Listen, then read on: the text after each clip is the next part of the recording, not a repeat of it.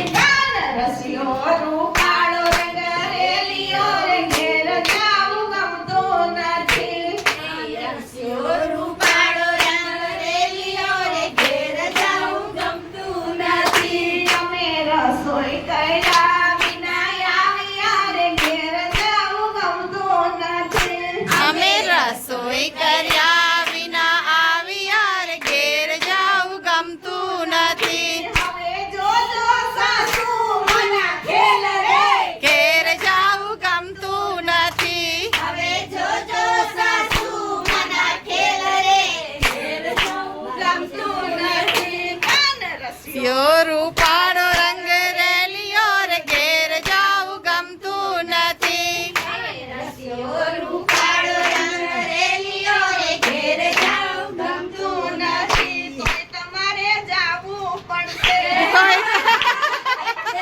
મજા આવી ગઈ રિયલી. હા આમાં તમે આવું સરસ ગાતા હોય તો કોને ઘરે જવું ગમે કયો તો મને. હા હજી એક તો બાકી છે ઠમકે ઠાક હાલો, ઈ કરી લઈએ. હા હાલો હાલો હા